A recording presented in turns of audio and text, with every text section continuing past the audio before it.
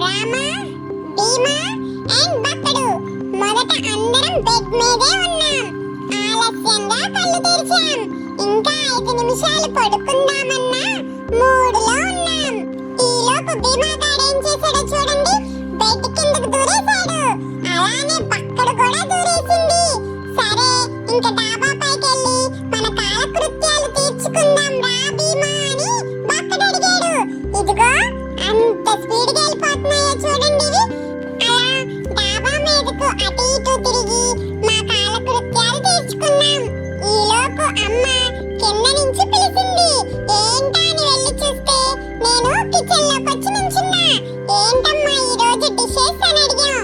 ఏమి చెప్పకుండా ఇదిగో ఇలా వీడియోలు తీసి ఇలా పాలు పెట్టాను, టీ తాగాలి అని అంది. అదేంటమ్మా నాకు ఇవ్వవా టీ అని అడిగాం. మీరు తాగకూడదు టీ అని చెప్తుంది.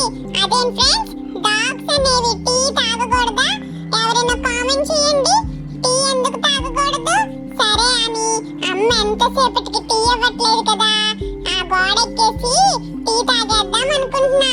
ఈ లోపు అమ్మ పసిగట్టేసి ముందు బక్కడిని తీసుకుని వెళ్ళి రూమ్ లో వేసేసింది. నాకు అందుకనే నెక్స్ట్ అమ్మ చూపు నా మీద పడింది. రాబీమా, టీలో ఏమీ లేవు గాని రా రూమ్ లోకి వెళ్దామని నన్ను అలా లాక్కి వెళ్తుంది చూడండి ఫ్రెండ్స్. అమ్మా అలా చేయమాకమ్మా, చెయ్యి నొప్పి వస్తుందన్నా కూడా ఎలా తీసుకువెళ్తుందో. అలా తీసుకుని వెళ్ళి నన్ను రూమ్ లో పడేసి డోర్ వేసేసింది. సరే, ఇంతకీ రామా ఏమైపోయాడా అని అనుకుంటున్నారా? ఇదిగో వచ్చేసాడు రామాగాడు. పద రామా నువ్వు కూడా రూమ్ లోకి అంటే చూడండి ఎంత బుద్ధిమంతుల్లాగా వెళ్ళిపోతున్నాడు. సరే ఫ్రెండ్స్, ఇదే మా మార్నింగ్ డ్యూటీ స్టోరీ. వీడియో నచ్చితే లైక్ చేసి షేర్ చేసి సబ్స్క్రైబ్ చేయండి. మేము మళ్ళీ వస్తాం. ఎందుకు